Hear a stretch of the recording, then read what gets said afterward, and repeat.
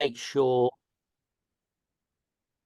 I just want to make sure, Katie, that slideshow play from beginning. Can you see the first slide, which shouldn't have? Can you see that, Katie? Yeah. Okay. So I can get going anytime you want. So you just tell me when. Yeah, now it's good. Okay, yeah, as you started recording. So essentially what this talk is, Katie, is a derivation of a session that I gave on January the 8th to Midlands Innovation with a few add-ons. So what we're going to talk about essentially is the mechanics and benefits of professional registration. There'll be a little bit about the registers, but we did decide that you're Seaside, didn't we, Katie? Is that correct? Was it Seaside you are? Yes, yeah. Yeah. Okay. So I won't dwell too much on that. Then we may or may not take a break, depending on time and what you feel. And then we'll talk a little bit more about dissection of the competency form. So this, as I say, is a derivation of a talk that I gave on January the 8th for Midlands Innovation as part of their Winter Festival. Professional registration is obviously something that's sort of promulgated in the context of these 4 registers. Seaside Teach, incidentally, is really a register for secondary science school teachers. You are Seaside, as we've just said, so we won't delineate the registers too much. Anything you want to say to me, Katie, it goes without saying, because this is part of an informal sort of mentoring session. You drop me a line and you already have my details. So you probably know by now, or at least I hope you know by now, that I'm an applicant support mentor for the Science Council. But I also do workshops for the Royal Society of Biology and the National Technician Development Centre. So I give something like this in a collective way. I should have included a picture of the Sanger Centre meeting I went to. So in wearing my various hats, I give this workshop, but I follow that up in a way that I'm going to with you, albeit maybe in less detail, because I'm part of the formal mentoring session now at Sanger. And the other thing I should point out is I've put together, in the context of these organizations, what you might call information packs. So, for example, if we take the National Technician Development Centre, if you go onto their website, and I believe actually I've given you a link to this. If not, I can, Katie. I would suggest you get a copy of this talk. There is actually a user profile, a professional registration suite of tools that have been put together by me that you can have access to, amongst others. So I've been doing this 5 years in the aforementioned way, and that's garnered various awards based on the sort of effectiveness of what I've done. And I also have, as a result of this work, I also have a fellowship with the Royal Society of Biology, which I'm particularly proud of. So a little bit about my background. As I've said to you, Katie, I'm actually someone with a biomedical sciences background. And I've been in this business for about 34 years, and I've worked all over the UK. And in your context, Katie, I've worked for 5 years in Manchester between 95 and 2000, running a DNA sequencing core facility. That was Sanger sequencing. I hadn't actually transitioned, and in fact have never transitioned to NGS, the sort of stuff you're doing. And subsequent to that, I was part of the Human Genome Project in the USA, specifically New York. And I worked for a contract sequencing company, biotech company in Ann Arbor in Michigan. So I probably in total have about I would say 10 years of genomic and genetic sequencing experience. So as I've said, that makes me an effective mentor where your competency answers are concerned. So when we come on to look at your pros, not only am I putting my registration assessor's hat on, I have a scientific background which is conducive to sort of looking at your answers. Oh, doesn't want to move. There we go. I want to make one point, actually, Katie. I don't know if this applies to you, but I was initially a registered scientist and I transitioned to a chartered scientist. And the one point that I'd make is the fact that it isn't chartered scientist is quasi sort of management as well as management. Okay, so if you don't have manager in your job title, and I think to some extent this is a moot point because we've decided you're CSI, it doesn't matter. It doesn't matter what you're called. It's what you do on the ground. And if you bench supervise students or other technicians, if you invest not just in their training, but also in data generation and looking at that data, helping design them other experiments. And by the way, that isn't just people that you supervise. It may be indirect supervision through customers. I forget exactly what your role is, Katie, which is why I'm covering all ground here. Then that's an example of de facto management. So the fact that you're not a manager doesn't disqualify you, which I didn't know in July of 2017, which is why I quickly transitioned to being a chartered scientist. But I'll say no more because I think that we've already established that you are indeed chartered, and we'll proceed on that basis.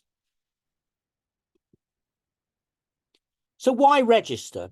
Well, professional registration with the Science Council, it provides independent recognition for your achievements, your technical skills, knowledge, skills, and behaviours that you bring to the workplace, maintaining the exact standards required to join a global community of professional scientists. I should really change that. This is actually prose that has been put together by the Science Council, and I think it reads like a bit like a marketing statement. And if you're technical, it's a little bit off-putting and slightly ambiguous. All that means, Katie, in reality, in more prosaic and more specific terms, is that when you hit that submit button, it goes to 2 independent assessors, okay? And those assessors are your STEM peers. So they're people like myself, but they may also be people in a STEM background.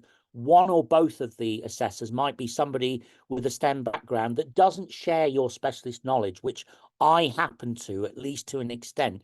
It could be, let's say, a geologist.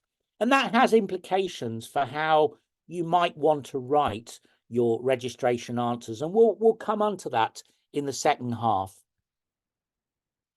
So I just want to say in passing that historically, especially in academic settings, I think this probably applies less to somewhere like the Sanger Centre. There's an absence of accreditation for technicians, okay?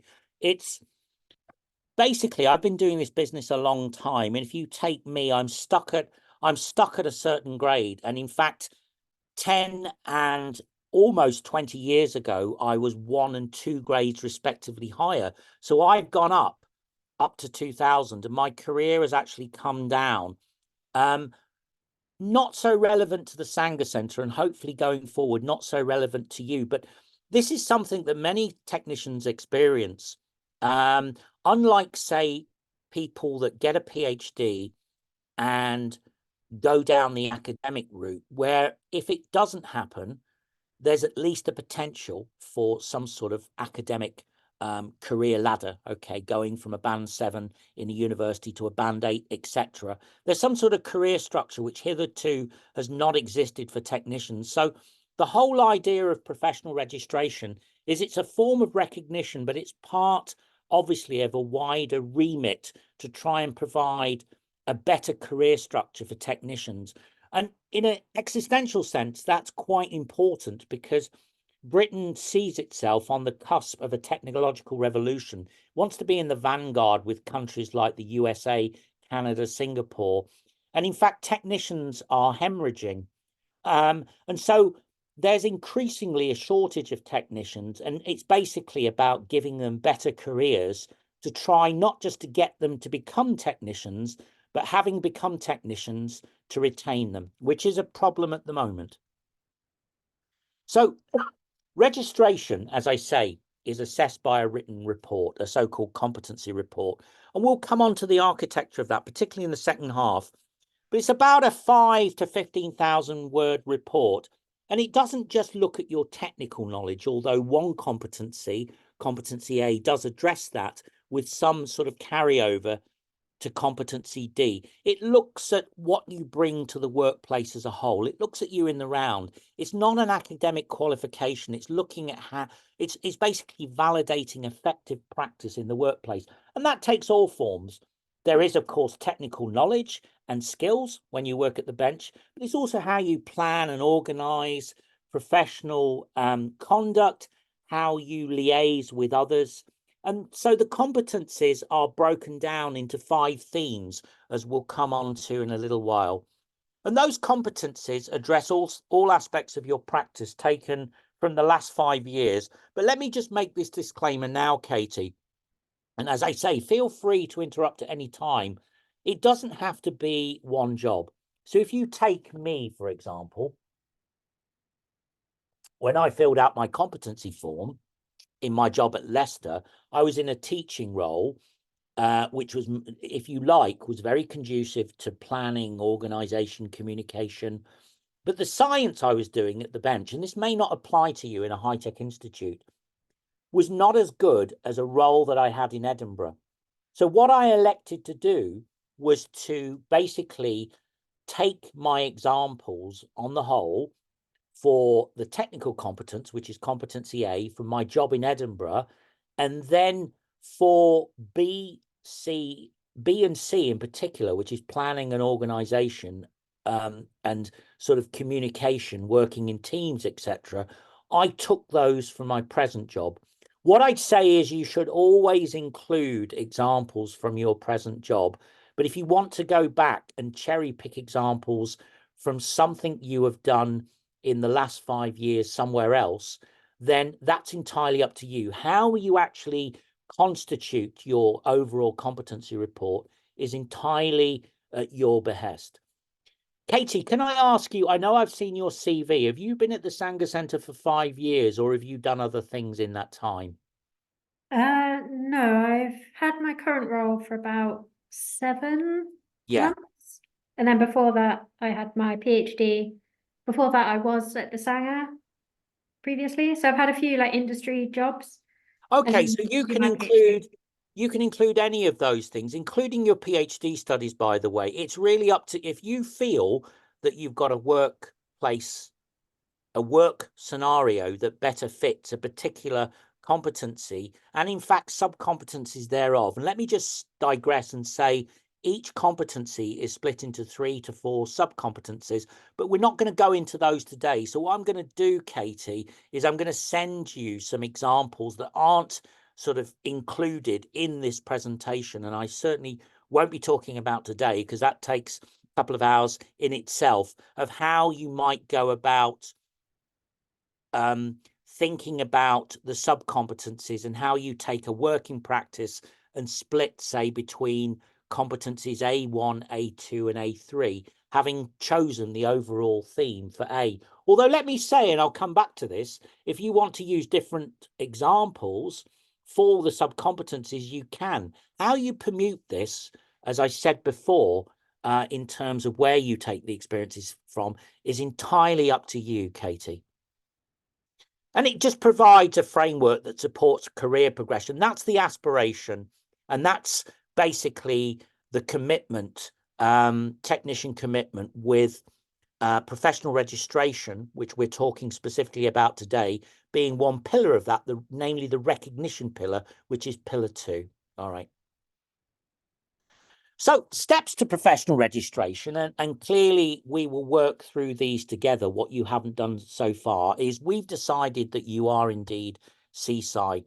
So you need to select a license body, okay, because it's the license body that awards the, in your case, CSI, on behalf of the Science Council. So joining a license body is an integral part of the CAP application.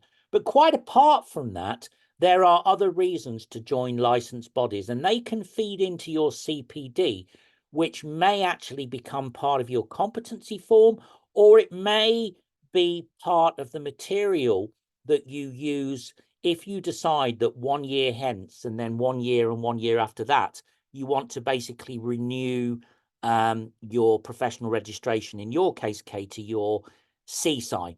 Essentially, let me just say at this juncture that you don't have to reinvent the wheel. You don't have to write that 5,000 to 15,000 word competency form. That's what, 20, 30 pages again. You just submit 50 hours over of CPD in different categories that demonstrate that you're working to the same standards from over that year. And we'll break that down a little bit at the end of the talk, okay? And that CPD, therefore, usually amounts to about 7 pages. And it interestingly, things that you do outside of the Sanger Centre that are transferable skills, if, for example, you work with a licensed body in some capacity, they can be included in the CPD. And indeed, depending on whether you're a member of a licensed body now, part of your initial competency form. So can I just ask, Katie, because I want to try and keep this informal, are you a member of a licensed body now, or will, therefore, you have to join one as part of your online application? I will have to join one. I was part of the Royal Society of Biologists Yes. a few Okay. years ago now, but yeah, I'd Yeah, have to that's join a good one. Yeah. Okay. Select your competency examples, which we can work on together beyond today. Compose competency statements as a rough draft. So what I mean by that is I would suggest to you, and I think we've sort of touched upon this before, that you think about your portfolio of skills. So you sit down with and you think about your job, how you organize your technical skills and knowledge, and essentially you write these things down, and then you start to put together competency answers in a word form. And this is a real-time mentoring session from me, culminating in hitting that actual submit button, meaning that if you put things down, as I've said, Katie, but I want to reiterate now, you can come back to me and say, look, Lawrence, does this fit the competency objective? And firstly, and secondly, is this written in a way that the 2 independent assessors will say, yep, this fully meets the competency objectives in terms of what's been written, the pros. So what I say to people generally, and what I'll say to you, Katie, is compose rough drafts. I'll proofread those and we can polish them up. And it's only at that juncture that you want to copy and paste into the actual online application form, the so-called Common Application Portal, or CAP, okay? And that's something obviously we will come to. Are your pros effective and pertinent? Really, they probably should be the other way around. You should probably have validated that through me. So I think going forward, I'll probably switch those over. Oh, I'm going, yeah, okay. Then you hit the submit button, okay, when you've copy and pasted your polished pros into your subcompetency fields. And the assessment decision is normally in about 3 to 4 weeks.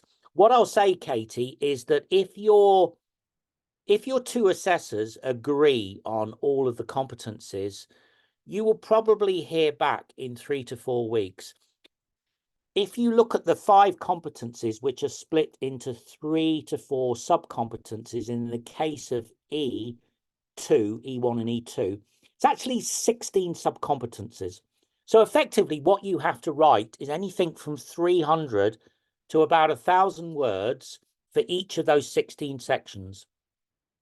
So this is why I would draft this in rough and take as long as you like, okay? Involve me in the process. If you want to spend 6 months doing this, Katie, that's up to you. If you feel, for example, to be proactive as opposed to reactive, that there's something down the line that you would want to learn to sort of polish up your competency form and make it more effective, you can wait. It's not an assessment. It's not a timed assessment, okay?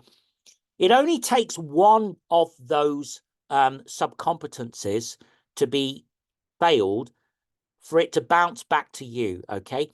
The assessors have to basically agree that all 16 are up to scratch. And that's quite rare, that most candidates don't actually pass the post first time.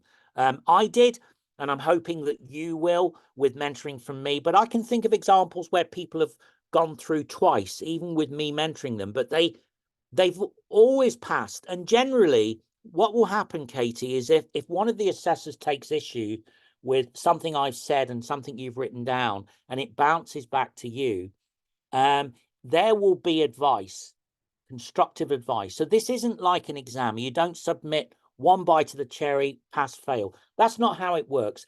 The job of assessors, and by extension, I guess, before that point, a mentor like myself, is to basically maximize your chances of crossing that finishing line and getting you those post-nominals, your CSI. So you will have up to 2 opportunities to actually correct any sort of deficiencies in your competency form going forward. And if they do fail, let's say once, one or more subcompetencies, it goes back, and generally on the second time, in my experience as an assessor, having assessed maybe 300 applications, they normally pass the second time. But if there is that sort of slight complication, then it can take, rather than 3 to 4 weeks, which means you pass first time, it can take maybe a couple of months, but you won't be waiting 6 months, Katie.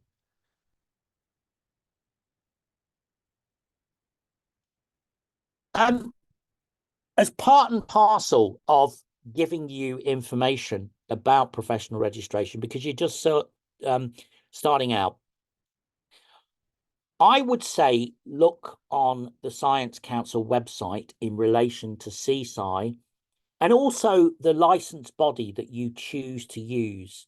And I think RSB, as you've already been a member of one, is a good one to basically go back to. You don't necessarily have to, but RSB would be a good one for you in the context of what you do in a genomic setting. Okay. The RSB has its own information on professional registration. Okay. And what I've tried to do is consolidate different pieces of information into one coherent Google Padlet. All right. And that consists of bite-sized videos, pages of information from the Science Council, and let's say RSB website, etc., etc. And that's an actual link to the Padlet. And if you look behind the text, you can see that there are a series of columns with different themes. Okay. Some links to videos online, some links to information documents, let's say for the RSB or the Science Council. So I just want to sort of make you aware that there is that resource that I've put together, Katie. I wanted to say that professional registration is part of the technician commitment, and in fact exemplifies pillar 2, which is recognition. All right. And this is where your license bodies come in. Say the IST is licensed to award the 3 registers. But quite apart from that, there are 3 other pillars for the technician commitment: visibility, making technicians visible through conferences, through publications, and sustainability and career development, training and events, etc. So the overall ethos of the 4 pillars is to make technician jobs more attractive, give them better prospects. All right. So if we take visibility, that can be publications. It can be basically presenting at conferences for your licensed body. So quite apart from professional registration, there are other reasons to join licensed bodies, such as being involved in the conferences. But what I'd say is it is actually a positive feedback loop, because if you're professionally registered, you're more likely to get involved in the licensed bodies. Okay. And what you do with them in terms of activities, that can feed into your CPD, which in turn can facilitate renewal of your professional registration. Okay. So professional registration is integral. That joining a licensed body is integral to professional registration. But quite apart from that, there are other reasons to join a licensed body, which may in fact impact on registration renewal in particular. So what I'm going to do now, Katie, is I'm going to try and play a couple of videos, but I want you to let me know if you can hear the sound. So I'm going to try this first one. Scientists don't all spend their time hidden away. Can you hear that, Katie? Yeah. Brilliant. So I'll carry on. That's great. Gazing down their microscopes, the reality is very different. Scientists and science technicians in a variety of professional roles are becoming increasingly important across all sectors of the UK economy and society.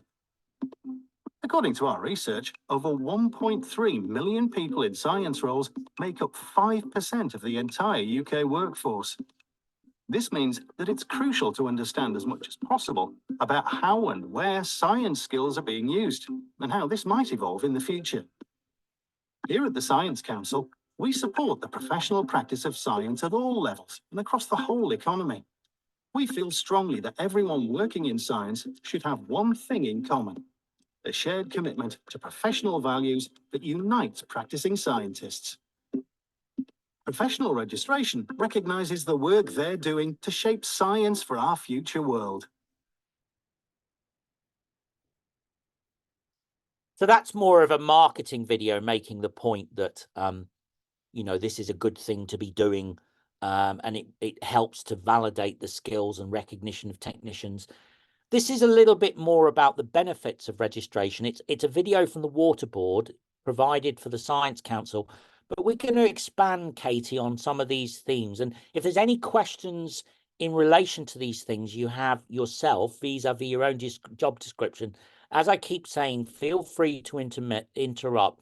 So this is another video of about 2 minutes duration. Professional registration is a mark of excellence. Our clients are reassured that we work to the highest possible standards and quality, and they have trust in the work that we do. I think professional registration really helps me stand out from a crowd. It helps me build my confidence. Becoming registered gave me the opportunity to get recognition for the knowledge and skills that I've developed over the period of my career. It made me feel valued. It made me feel like the things that I've achieved in my career have been recognised formally, and it's widely recognised by employers as well. I also had a mentor during the process. They were able to give me some really good advice and tips on what to include in my application, things that I haven't even thought of myself. After becoming professionally registered, I went back to my team. I encouraged them to become professionally registered. I offered them the support, and I would mentor them from start to finish right through the programme.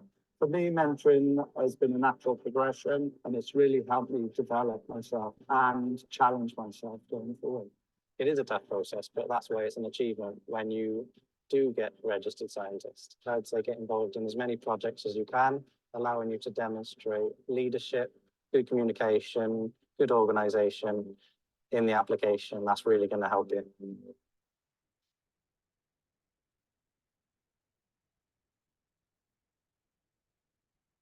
So if you notice, Katie, they talked about different facets from your job that map to competencies such as leadership, planning, organization.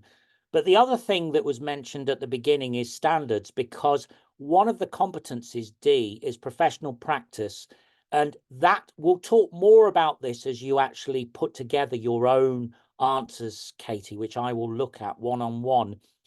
But that can include the sort of quality standards that I know that you use at the Sanger Centre. So just as a buy, Katie, what sort of quality standards in your own work at the moment do you have to adhere to? Because these are fodder for competency D in particular. So what sort of standards do you adhere to in terms of your own genomic programs at the Sanger Centre? I suppose the main one is like health and safety, COSH Yes. stuff. In terms of specific standards, are there like sequencing standards in terms of the quality of the reads, etc., that you have to? Because when I worked in New York as part of the Genome Centre, we would basically take the sequence that had been generated, and there was basically an index called Q20, which basically meant that the signal to noise was such that the chances of the sequence in its sort of iteration being right, there was a figure that was put upon it. It basically meant Q20 meant something like 99.9% accurate in all likelihood. Is that something that feeds into the work that you do, Katie, or not?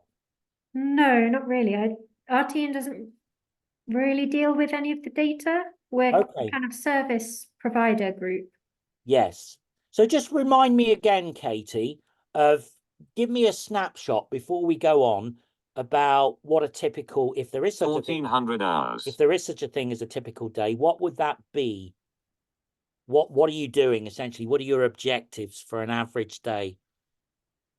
Most of our work is routine processing of samples and extracting of DNA and culturing bacteria. Okay, so let me give you an example of standards there. So, because that's something I've done a lot of. So let's forget the data output, which, as you say, not surprisingly, I imagine at the Sanger Centre, it's all passed between different teams looking at quality, etc. But do you do any screens, things like 260, 280, on the quality of your DNA before you then subject that to sequencing, Katie? Again, our team currently doesn't.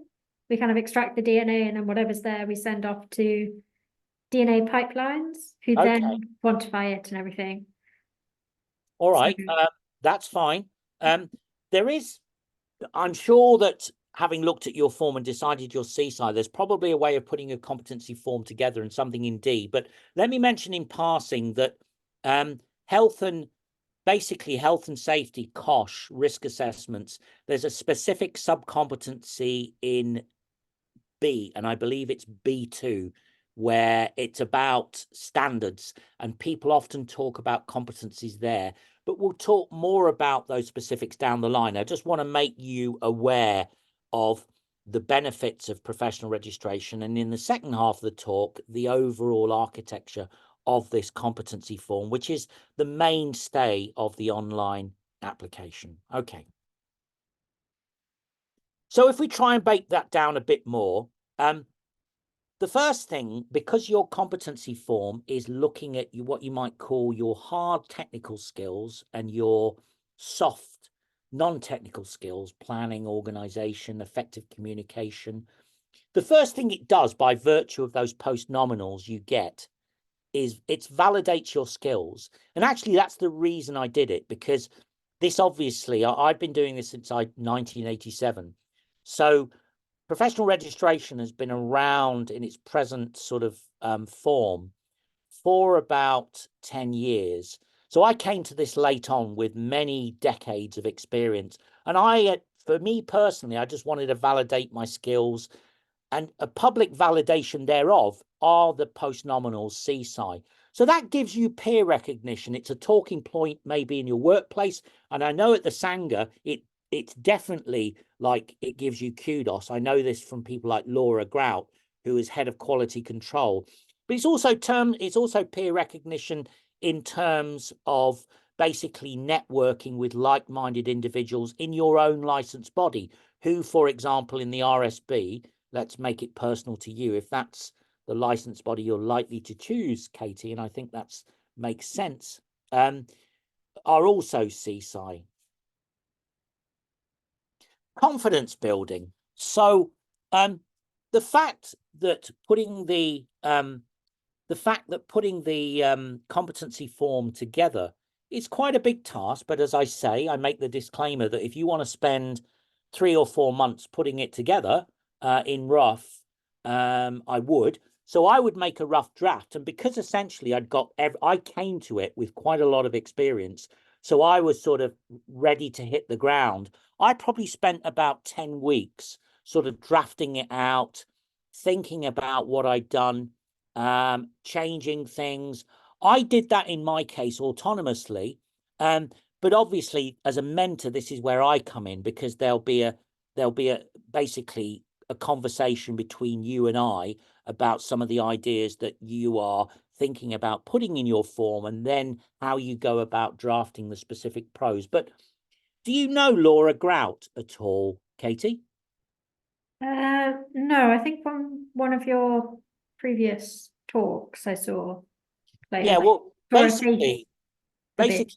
Laura is a good example of, so once you get these CSIs, because it's not a trivial exercise to put together the competency form, that can build confidence. It can sort of encourage people to go on and do other things, okay, adding to their CPD. But I mentioned Laura because actually in her case, once she realized she was CSI and you thought, you know what, I've done this, it gave her the confidence with that CSI in the process of going through it to actually go for a promotion at the Sanger Centre. And because at the Sanger Centre, you're lucky that there is that peer recognition and that you have basically a nice structure whereby professional registration can lead to further opportunities. That doesn't exist in most universities. It's obviously the aspiration of the overall commitment, but it does exist at the Sanger. And in fact, Laura at the Sanger Centre secured a promotion on the strength of her CSI, in the sense that it gave her the confidence with everything she was doing to actually go ahead and apply for that promotion. And the fact that she was CSI, which validates everything she's done, I'm sure probably helped her to get the job as well. All right.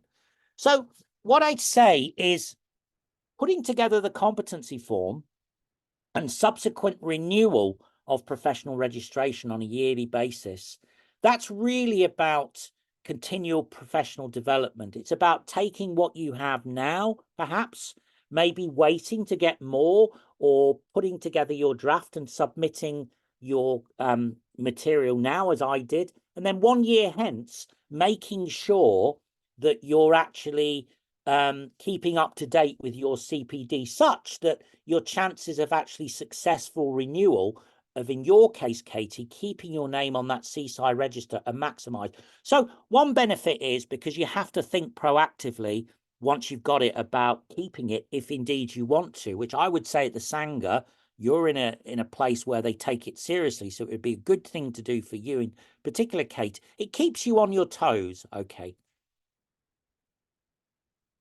Now, networking, I think I've alluded to, and that's the fact that when you join, when you become professionally registered, as part of your application, you join a licensed body. And I think that we've decided that RSB will be good for you. So I might skip 1 or 2 slides or sort of abridge them because I think you have some of the pieces in place. Okay, so you network, all right? The other thing I'd say is, by virtue of networking and by virtue of being professionally registered, you get opportunities, as I've said, working for the licensed body, if that's what you elect to do. And that can feed into your CPD going forward, which in turn can be used to renew your professional registration. The other thing I'd say is outside prospect society engagement. So outside prospects are really what I've just alluded to, with working with licensed bodies, or indeed other scientific organizations. It's not just about licensed bodies per se.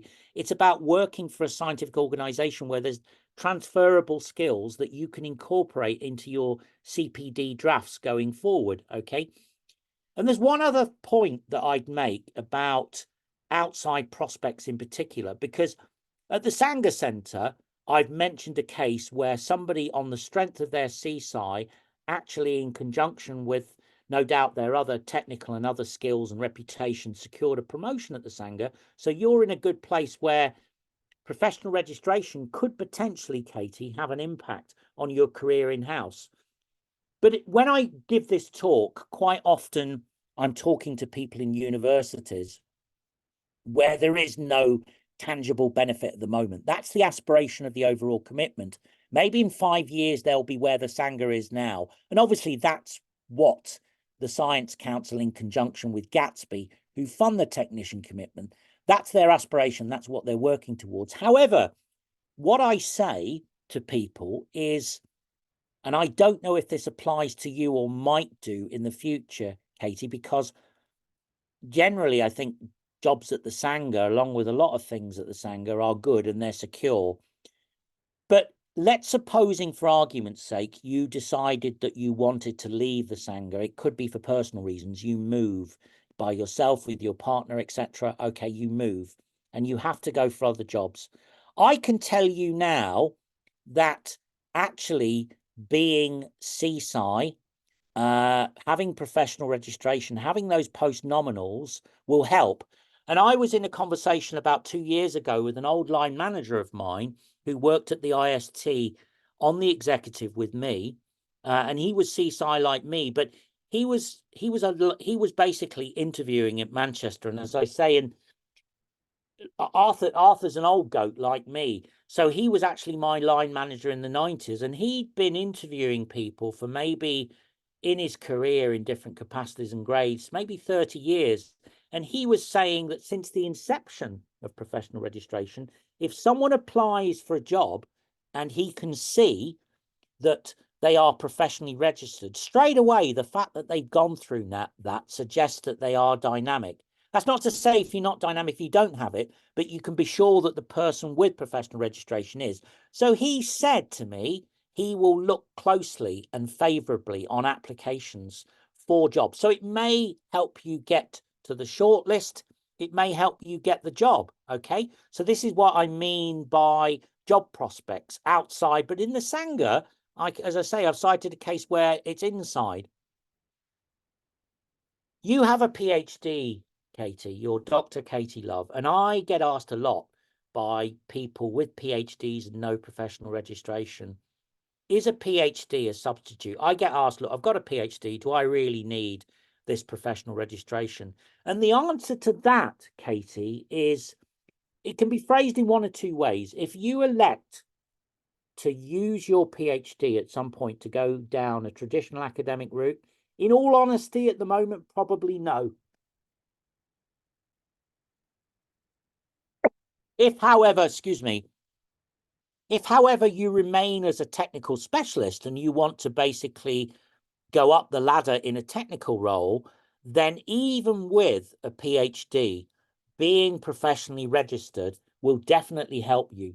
And to some extent, that's axiomatic because a PhD is an academic qualification. It assesses your skills and knowledge in the context of a specific subject area, a specific discipline that you've studied during your PhD.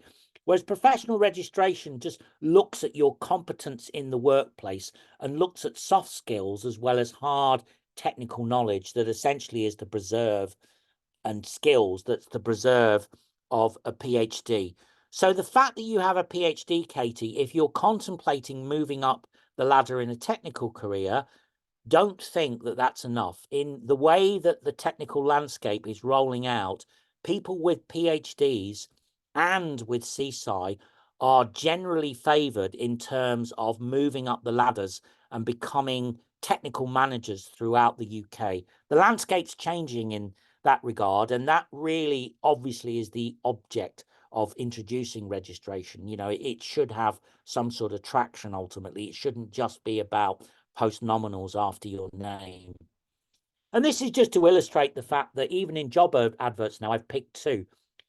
If we take the first one, professional registration with an accredited professional body or working towards this is desirable. So straight away, you can see that if you can put that on an application form, if you decide, Katie, at some point in your career, and this will only basically pick up momentum, having professional registration is clearly going to help if they ask for it as a desirable characteristic on an application form. Okay.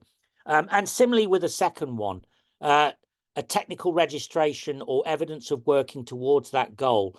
And working towards that goal basically means joining a licensed body. So some people join a licensed body for the other reasons I've given. And then when they jump into their application, they can omit that part basically they can omit that part of the online application form or CAP. In your case, you have been a member of the RSB, but you're not now. So I would suggest you rejoin the RSB, but you'll certainly need to join a licensed body as part and parcel of that. And working towards, essentially what that means is, and this may be a moot point in your case, Katie, is today, if you are a member of a licensed body, it could be that you joined because you want to just get involved with them, okay? But it's also today taken a priori as an indication that you will go on and finish the course. And by that, I mean use that basically membership to become professionally registered. So this is just a word cloud of different things that people have talked about, you know, representation, accreditation of skills, promotion. It inspires you. It's a way of networking. It builds confidence. And actually, this is the Laura Grout in question. If you get this talk, Katie, and I'll give it you, this is a blog that was put together by head of QC, quality assurance manager at the Sanger, that talked about the benefits of her CSI. She was RSI at this point, but she became CSI with mentoring from me, boosted my confidence, which led me to apply for new career opportunities. And in fact, it actually did lead to a promotion within the Sanger QC team. And this is really another one where professional registration is a constant reminder for enhancing my experiences to maintain professional development throughout the year. And this is actually an apprentice, but it applies to everybody. So what it's saying is just keep on your toes, just keep on top of your CPD prior to your application and then subsequent to obtaining your CSI, Katie, which I'm sure you will. Just make sure that you keep a log of what you're doing and you think ahead about how these new things you're doing or how reinforcement of old things map to your competencies and subsequently your CPD report. I'm not going to focus on this for long, but basically a CSI will go to CSI. So it's 5 years plus experience. And it's someone that basically designs, project, optimizes, may or may not supervise and train. They're involved in lab infrastructure. They may or may not manage teams. They may or may not be involved in finance. It's a fairly generic thing. And I'm going to say no more because we've looked at your CV and I'll look at it again. And I think we've decided that with your 5 years plus experience, with your PhD, which means you have a level 8 qualification, and for a CSI, you need to work to a level 7 minimum. You have a PhD, which is level 8. You fulfill the criterion to apply for CSI right now. An integral part, as I say, of applying is joining a licensed body. And these are the 28 licensed bodies that fall under the ambit of the Science Council. There are a number of licensed bodies representing different areas of science, as you would imagine, because professional registration is for anyone in a STEM discipline. So necessarily it has to be broad. But what you should notice somewhere, I'm looking now, does this have all of them? It has the Royal Society of Biology. Okay. So briefly, because I would say that the RSB is a good fit for you, Katie, you can break down those 28 licensed bodies into 3 categories. The first is what you might call your discipline. What is your background in terms of your study or what you're learning now to practice your job? So are you someone with a physics background? Are you a biologist? Are you a chemist? So it's discipline. Are you an environmental scientist? Okay. Then you have the more what you might call applied license bodies, which are more about employment areas. So it can be a physicist working in, let's say, Institute of Physics and Engineering in medicine, working with radioactive isotopes, or it can be a food scientist. But what I'd say, Katie, is let's say as a food scientist, whether you choose to go in as join the Royal Society of Biology or you join the IFST as a specific food scientist specialist is entirely up to you. But I think that there isn't a genomic body as such in terms of employment area. So I think that the RSB is probably a good fit. I'll make one other point, which is if you can't find anything that fits you, there's always the option of going through the IST. So as long as you have you're part of a technical family, you're an experimental officer, you're a technical specialist, you're a technician, a teaching technician, research assistant, etc. You're in a technical role, then the IST is something that you can fall back on. It's essentially a professional body run by technicians for technicians. But as I say, I think once again, this is a moot point, because I think you could go through the IST, Katie, and there are reasons for doing that. But an obvious fit for you with your background would be the RSB. Now, I'm going to stop there and just say that if you're applying for CSI, you'd need to be a full member. So I'm sure you know there are grades of membership with licensed bodies or royal societies, in the way that there are grades for professional registration. So a CSI would be expected to join as a full member. But there again, if you're capable of putting together a CSI form, a competency form that could pass, then you'll meet the criterion for full membership of RSB. So can I ask, in the past, Katie, what level of membership were you with the RSB? I'm trying to remember. What's under a full member, like the one below? It's, I think it's I think there's below full, I think it's associate, and then below that affiliate. Okay. I don't think it was a full member. I think it was one or two below. It could have been in my undergraduate and Yeah, maybe but there my again, PhD. so that's the thing. So just to make you aware that you've come on since then. So I would look at the criterion for what you need to demonstrate in your application Yeah.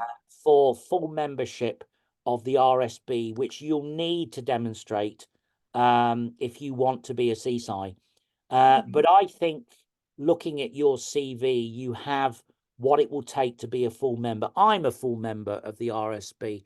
I was a full member. In fact, I was a fellow of the IST. And in fact, I'm now a fellow of the RSB, as I say, but you don't need that.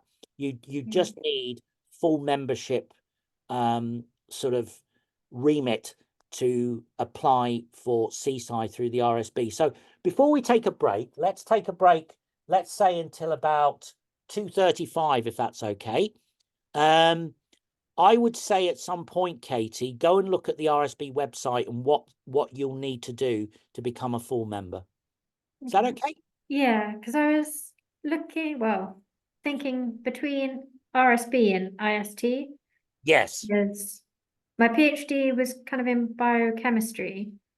Yeah. I think long term, I'm looking to maybe move away from genomics or Yeah.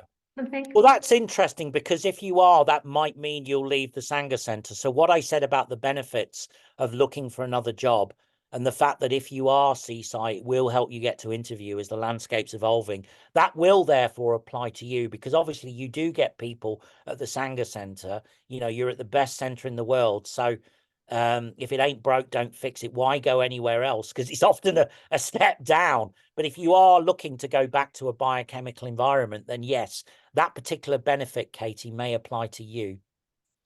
Yeah. I was going to ask also, if I was to leave the Sanger Yes. during our mentorship, would that then mean you couldn't mentor me because No. I'm not No. I mean, what we do is the way I work this, Katie, is I mentor people all over. So I'm part of the formal Sanger mentoring, but I mentor people from all over. So we just come to our own arrangement, as I do with anyone else that joins my workshop. So no, we could continue on a bespoke basis, Katie. So yes, I will continue to mentor you if that's what you want. Okay, that's great. Thanks. All right. So why don't we break off? Let's break off, actually. If you don't mind, I'll get a cup of tea. If I said 20 to 3, would that be okay with you? Or would you rather come back before then? Are you still there, Katie? Yeah, sorry, I was muted. I didn't realize. Yeah, I don't mind. It's up to you. 2:30. All right. Should we say 2:35 to 2:40? Okay. Yeah.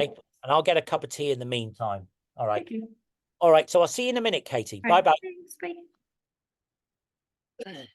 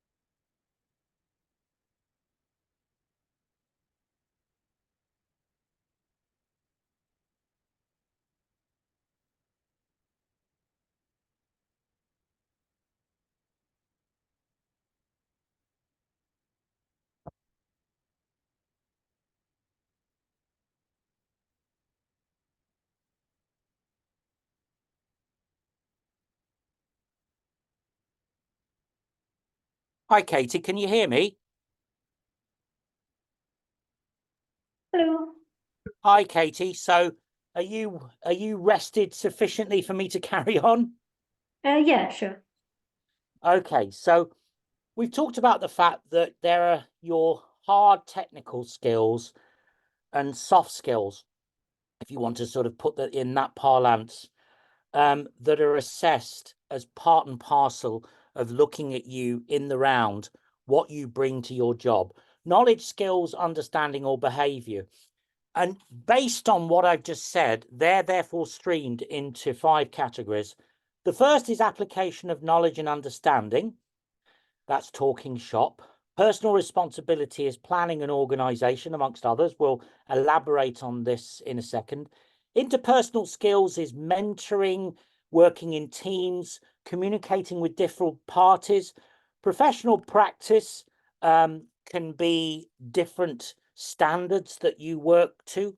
And professionalism is split into E1, which is, as I say, is things like equality, diversity, data protection, etc. Mandatory courses that many of us are often sort of obliged to undertake. And E2 is really your CPD. Okay. So I'm just going to let you watch this video, and then we'll break that down a little bit more, Katie, before I take you on to some pictograms. So tell me if you can hear this video.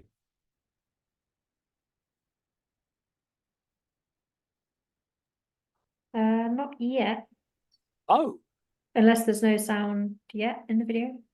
there is actually. Can you hear it now, Katie?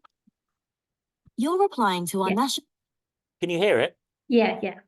Thank you. community of professional scientists. As part of your application, you'll be completing a competence report. This is the main part of your application, and the bit where you get to tell us all about your role in making science happen. The competence report has 5 sections. It is important to assessors that you provide key details. This short guide will help you write a competence report that maximizes your chances of being accepted onto the Science Council first time round. Before we look at the competence report, let's think of some moments in your career that you are especially proud of and write them down.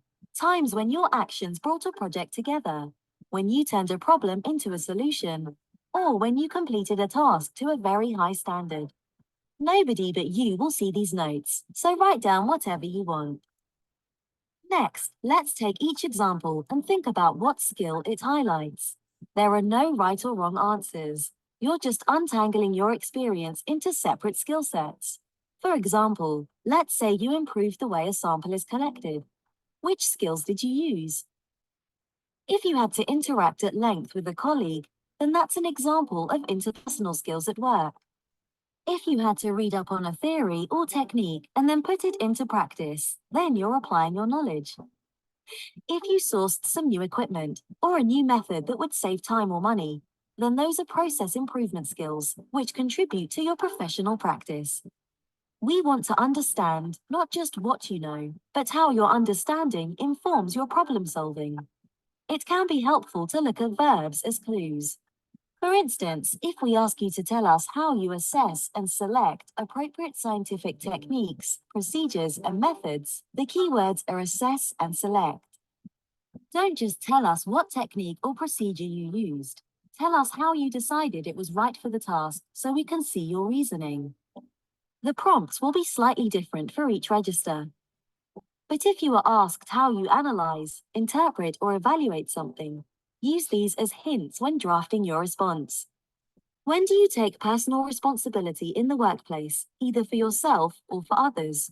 Maybe you write risk assessments for your laboratory, or perhaps you once saw a recurring issue in a standard practice and shared a better alternative with your colleagues.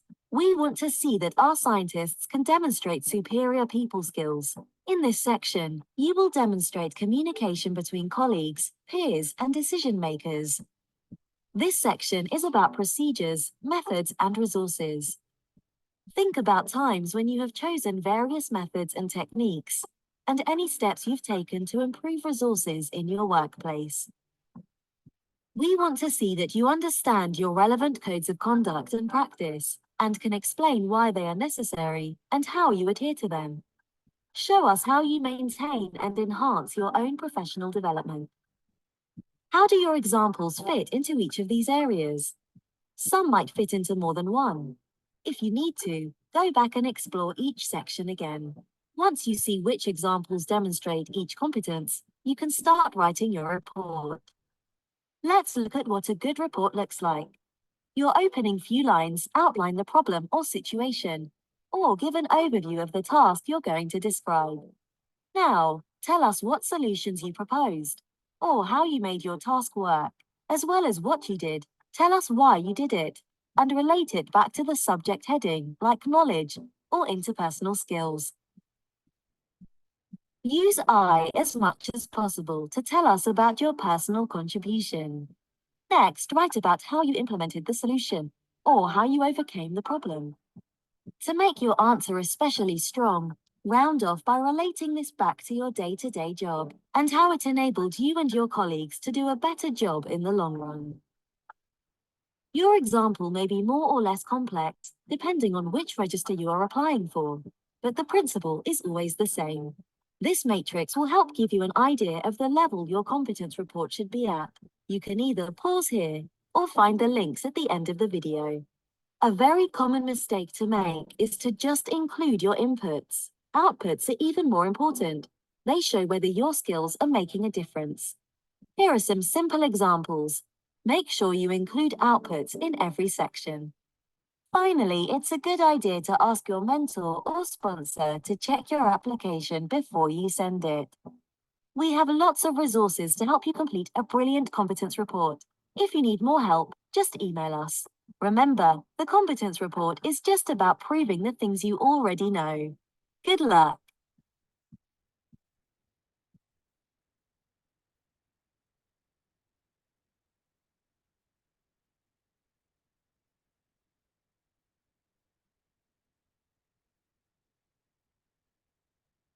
So, Katie, I'm going to stop at that point, and just ask if you have any questions in relation to the video that's just been shown. Essentially, the video gives sort of snapshot ideas as to what might meet certain competency statements.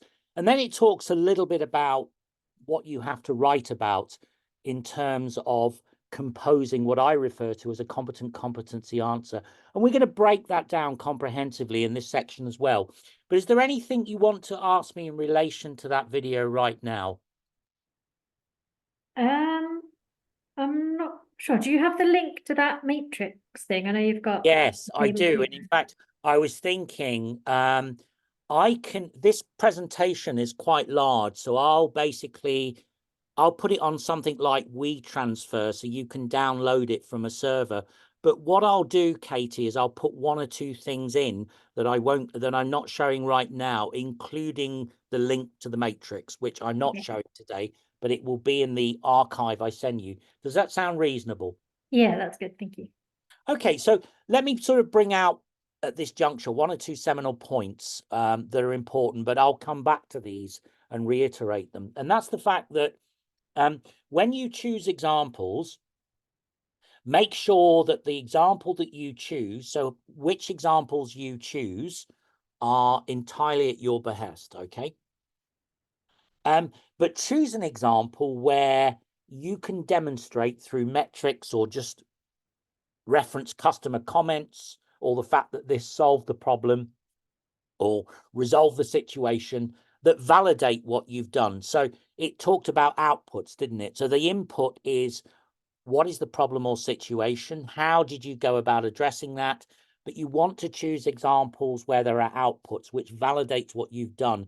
I've had competency forms where there's a whole list of different examples that actually meet the mission statements of the competency. They meet the competency objectives.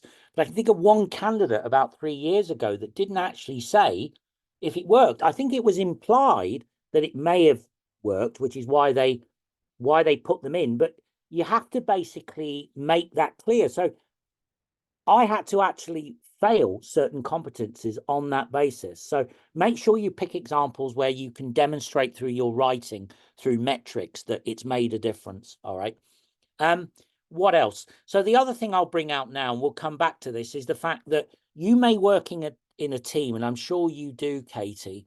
And when you talk about the working scenario that you've decided to map to that particular competency or sub-competency thereof, as I say, there's 3 to 4, with the exception of 2E. And what you want to do is, if you talk in a team, you can talk in a first paragraph about the overall objectives of what you're doing, what the team is doing, but you must, the form is basically extemporizing about you, what you personally do in terms of how you organize, how you plan, how you actually carry out your laboratory tasks. So it must be replete with the pronoun I rather than we. It's got to be plenty of I's in there. So that's a good tip. Let me sort of go off piece for a moment and think about what you do, Katie, and, you know, filling out the form. And obviously we're going to talk about this down the line, step by step, but you work. So give me, before we go on, just remind me, I know I've seen your CV, but I see a lot of them. Give me an overview of what happens in a day. So you purify your DNA, okay, and then does it then get, just remind me, does it then get passed on to a production team who actually set up the sequencing reactions? Is that correct, Katie? Yeah, that's correct. So most of my work is culturing up bacteria from frozen stocks and then extracting that, kind of taking a tube through to a plate of DNA that we send off to DNA pipelines. And that's pretty much the process. And so there's lots of different sample types and different projects that I'm working on. And do you have to, because there's different sample types, maybe different bacterias for transformation, etc. I'm guessing you have preset protocols that you, for quality control reasons, have been validated that you elect to use for a particular sample type, but you obviously are aware of which SOP you follow for particular samples based on your experience. Would that be a good summation, Katie? Pretty much, yeah. We're also quite new, so I've been involved in creating those SOPs as well. Brilliant. And can I ask you in that context, that's better, that's what I want to hear for CSI, because CSI is more about creating things from scratch. Now, have you, if you're creating them, have you or will you be training others in those standard operating procedures? Is that something you've done or will be doing as you're creating them? Yeah, kind of will be doing. Okay. So what I'd say is wait until you're doing that before you put your competency form together. And as part and parcel of that, I'm assuming that will you, as part of putting together SOPs, be including the appropriate COSH, etc. In other words, how you handle a certain sample, where PPE, will that be included in all likelihood in your SOPs in terms of training others, Katie? Yeah, they touch on it a little bit, but I'm also involved in writing the risk assessments and approving them. Yeah, that's great. So, and you train others in terms of what a risk, say a junior member of staff that doesn't have a PhD, maybe what you might call an RSI technician, maybe a graduate with 1 year's experience or less. So you will be training them in those new protocols that you're working up, yeah, and you'll be teaching them. In conjunction with that, you'll be sort of talking about the appropriate health and safety, PPE, you know, where they isolate a sample, etc. You're doing that. And can I ask, are you on top of that? Because in addition to SOPs, obviously in a 21st century lab, you have associated COSH forms, which may be procedural, or they may just highlight hazardous chemicals or substances that are used in a procedure, and you have to highlight what the hazards are. Are you involved in working up those COSH forms linked to your procedures as well, Katie, or will you be?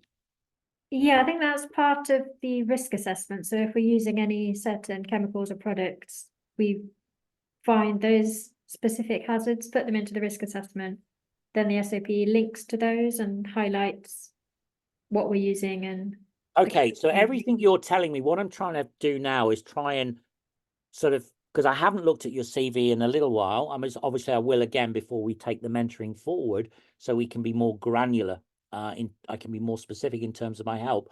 But I'm just trying to sort of remind myself as to why I said to you, yes, you're seaside. And now I'm being reminded. Forgive me, Katie. I'm a year off 60. I'm a lot more forgetful than I was right. at your age. So if we look at those competencies, and we'll give pictograms in a minute, the application of knowledge and understanding is sort of what it says on the tin. So it's devising, which you're doing, adapting, researching, working up, and troubleshooting methods, which I think at this juncture you're doing. Now, that isn't just evaluating methods at the bench. It can actually be about doing literature searches to see what best practices elsewhere. It might be your prior knowledge, having done this before, that you're bringing into this role. Maybe that's why you got the job that you have, that you're basically putting into practice for these new genomic protocols. It can even be something, this may not apply to you, it's application of knowledge and understanding. So that can be something like a journal club. The other thing I'd say, Katie, and this really does apply to the Sanger, and I've worked in a sort of diminutive version of the Sanger Centre when I worked in a genome sequencing centre. You know, you have these incredible toys. It's not just about what you do at the bench in terms of working up protocols, literature searches, and then training others and supervising them, which takes you into CSI if you're looking at how effective their sort of copying of you is. It's about pieces of equipment as well. It's about housekeeping related to pieces of equipment that you may use in your job. So given that you're in a high throughput environment, I mean, I think the Sanger exemplifies that more than, you know, any other environment I can think of. When you're purifying your DNA, we all know you can use individual columns, but clearly that's cottage industry. It's small amounts of clones that are normally used in research. Am I right in thinking, Katie, similar to what I experienced 20 odd years ago in the Genome Centre in New York? Are you using automated robots, liquid handling robots, to sort of automate different aspects of this DNA purification? Is there hardware involved? Yeah, we use like the QIAcube DNA extraction. Yeah, brilliant. So, and are you responsible for either maintaining that equipment or teaching others to maintain it as part and parcel of your group? Does it go wrong? Is it you that's responsible for calling in the engineers to basically have it fixed? Do you ever think about new reagents, etc., to sort of update things? This might be something you experience going further down the line, which is why it might make sense. We'll talk about this. We'll talk about your timeline, because as I say, it's not a timed assignment as to how your job will progress in the next few months, and therefore what you can demonstrate you're actually doing in your competency form. But do you maintain the equipment? Have you actually written the protocols? Have you gone on courses to learn how to use these machines? Do you train others to use the QIAGEN robot, etc., etc.? Does any or all of the above apply to you, Katie? Not to me personally. That's another person in my team's responsibility. Okay. And have you had any input in terms of training them, or did they come in with that knowledge in your team, knowing what to do? Are they the person that trains, Katie? Those people have been. So there was someone who was here before me who was all kind of set up and knowledgeable. So then they trained them. But I've done similar training like that in the past in my PhD. So Yeah, not so it isn't currently in just my about, role. yeah, that's the thing. And how long ago did you do your PhD? Because I want to emphasize that point, Katie. You're doing certain things in the Sanger, but you can cherry pick. So I took technical examples from a job that I was in before I went to Leicester and actually started to apply myself because it fitted a competency better. So you can think of examples in your PhD where you were training people and working things up, even if you're not doing that now in your genomic environment, Katie. Would that be correct? Yeah. Okay, brilliant. I think you've got enough in there to put together an A, competency A, CSI answer. Personal responsibility is about basically organizing your time. It's also about, as a CSI, usually organizing the time of others and training and supervising. Can I ask Katie as well, because what I say to people, and there's a little cartoon I'll show you, I'm just keeping an eye on the time, I think we'll come in probably about 3:30, Katie, is B2 is about COSH, right? So you've already talked about the fact that there's COSH, and that you're training people devising COSH forms. So you've got your B2 answer. Lab management is about maintenance of a lab as part of a team. So in your team, Katie, are you ever responsible for stock taking and ordering the consumables that you need to carry out your wet-based lab work? Or is that something that's devolved to another member of the team? And if that's so, did you train them up initially? So how do you maintain the lab? Is that something that you basically split between you? Do you all have assigned tasks in terms of making sure you've got stocks of gloves, stocks of tips, etc.? How does that work in your lab, and what's your input, Katie? We use a Kanban system that we've just set up, and I don't think it's been allocated to a specific person. So are you all responsible essentially for stock ordering? Yeah. Okay, that's fine. Yeah, because please include those aspects of your job as well as what you do either yourself or in conjunction with members of your team. You know, it isn't just meant to be a technical précis. This is about everything you do and the associated skills, be that communication. It can be communication when you're talking about training someone to use a COSH form or a procedure you've devised. It can be about communicating about stocks, etc. It's any sort of communication, which brings me on quite nicely to communicating with specialists and non-specialists in the context of training, problem solving, etc. presentations. We'll come on to that one in a second.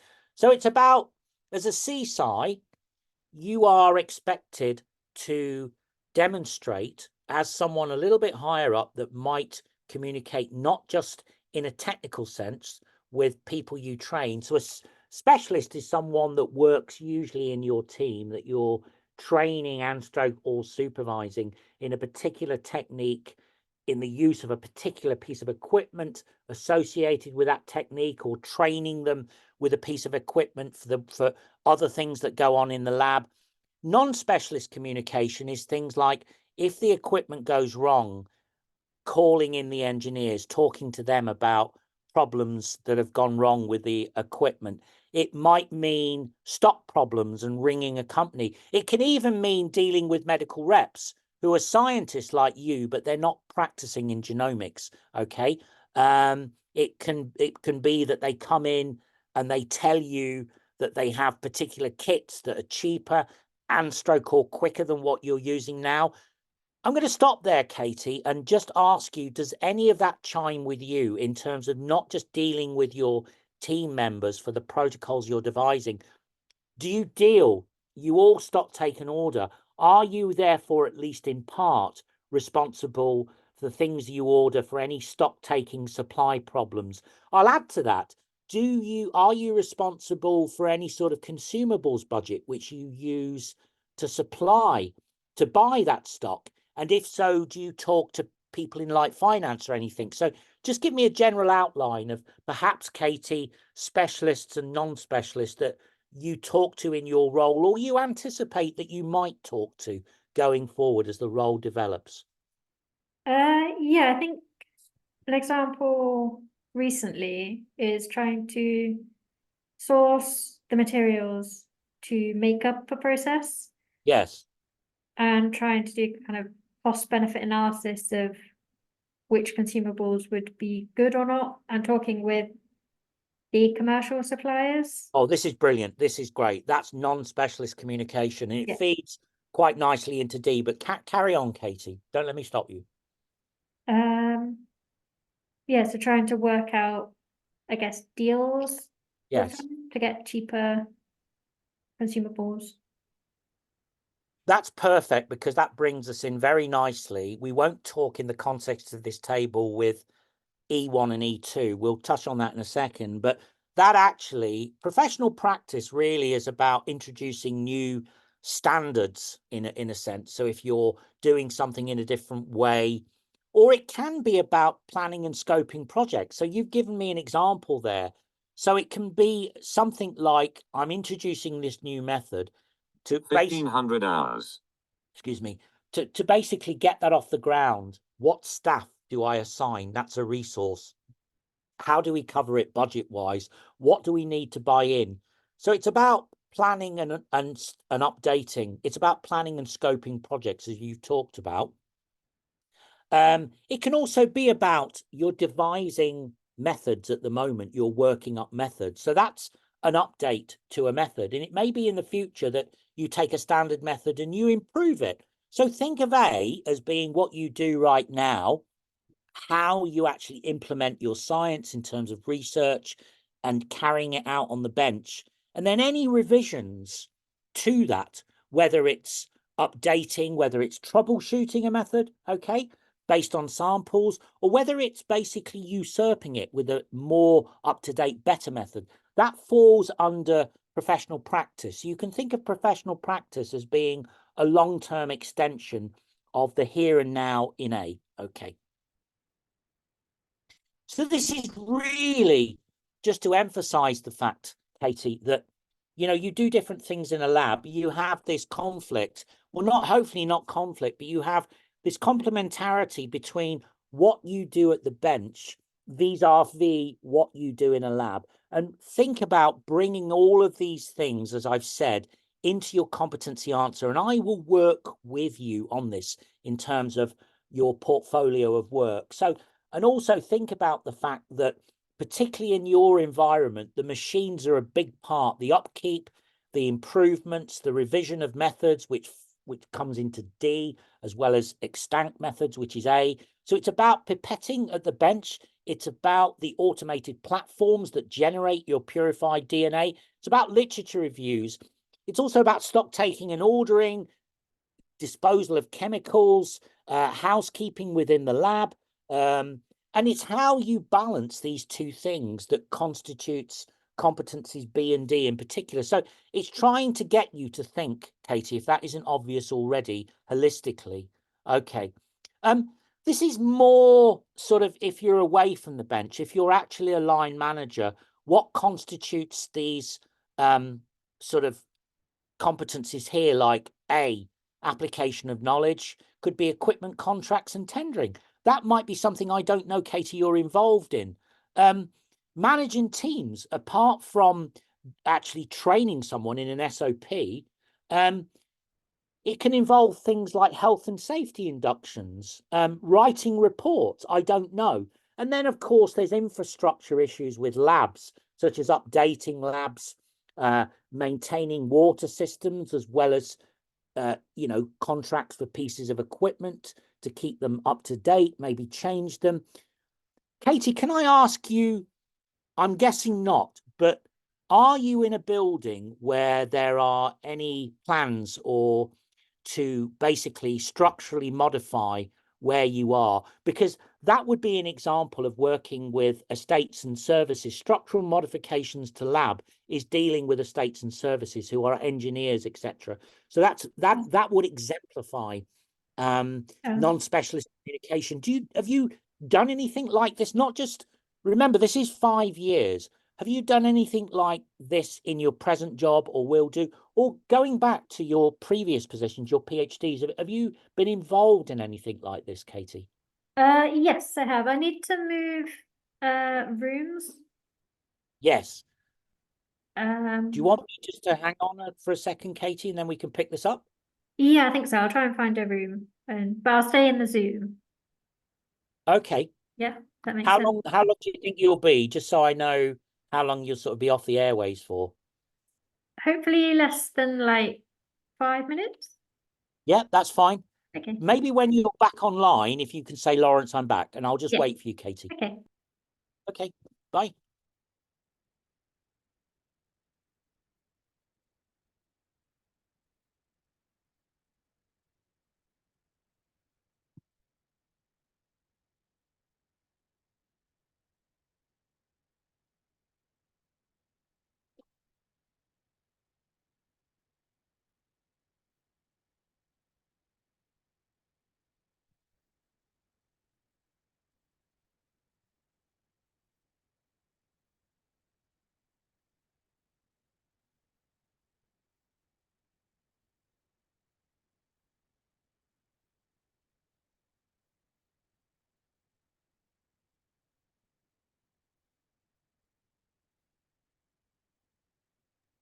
Hello, I'm back now.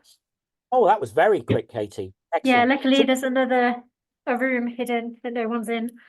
oh, excellent. So I think we'll be on for about another 20, 25 minutes. Is that okay, Katie? Yeah, that's fine. So yeah, when I first started this role, we were moving labs, and so we Right. spoke to estates quite a lot to move all the equipment and set up the new lab. That's great. Yeah, so that could be covered under competency D in particular, in terms of basically the structural aspects of moving labs. But also, of course, you had dealing with estates and services, non-scientific personnel. They would exemplify basically non-specialists. So you can bring that in, not just a competency D in terms of planning that and implementing it, scoping, planning projects, that's professional practice, but also competency C. How you mix and match the examples you see and using the same examples for different competencies and sub-competencies thereof is up to you. I'm just going to skip over some of these things because I think we've sort of done it in terms of the table. We don't have to sort of dissect these one by one. But can I just ask you, Katie, just give me a sort of snapshot here. When you've purified your DNA, do you look at that in any way in terms of the quality, like the 260, 280 ratio, etc., to look at the purity of the DNA? Or do you essentially purify it and then pass it on and someone else deals with that? How does that work, Katie? So far, we just purify it and pass it on in our Right. routine processes, but there is a new process where we'll be kind of developing it more in-house. So we'll look at like tape station type stuff to see the size of the bands, the purity and stuff like that. So we will be doing that, but currently Brilliant. we don't do that. Okay, so that's something, once again, Katie, that I try and put into your competency form. So if necessary, defer your form until you're doing that so you can talk about it in the here and now. You notice, I think essentially we've talked about A in various forms, about literature searches, developing methods, also paying attention to developing methods on the platforms, etc. Data output, that can be about quality, and that might be something that you're coming onto by the sounds of it, moving down the road. Do you remember I said to you that B2 is synonymous with standards, and a lot of people include COSH, and B in general is about planning and organization. So it's about meeting deadlines. It's about organizing labs, and maybe you found ways of improving the organization of stock so that you can stock take it more effectively. I've just done that in a lab I'm a technician for. Okay. Can I ask you, because this is an interesting one, I've seen some very sort of nice answers in relation to having to plan and organize during lockdown. In other words, the fact that you might be a key personnel and that you have to sort of plan and organize your time in terms of coming in and do it in a COVID compliant manner. Did anything like that happen to you, Katie, in a prior job? Because I think you've said you've been at the Sanger 6 months. Let me rephrase that, put it in the abstract. How did lockdown affect your work patterns? Or like me, were you just put on furlough? How did it affect you, Katie? Yeah, so as it hit and everything was locking down, I was in between moving a lot of samples from a hospital to the university. And so that kind of got paused. But then I was able to, as we were slowly opening up, but only one person was allowed in the lab at a time. So we Yeah. had to kind of liaise and book with that to make sure that only one of us is in at any one time. And like Okay. working. Well, I would Yeah. suggest to you, we're going to sit down and think about examples, but I think things like this, if you can bring those in, would fit nicely into planning and organization, but also, of course, planning and scoping a project. And that doesn't have to be a scientific project. It can be about physically moving samples.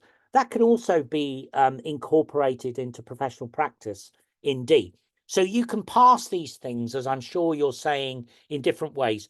There's just a couple of things I think I'm going to say based on the fact that we've done quite a lot so far. Interpersonal skills, obviously talking to, in your last job, to non-specialists in terms of moving labs, moving samples. You have your team, which is specialist communication. Talk about as well modes of presentation. So if, for example, you ever hear, or I imagine during your PhD, because this is very common, if you've presented your work at a conference, maybe you've given an A0 poster that you've developed in PowerPoint or Adobe Acrobat, maybe you've spoken at a conference, okay?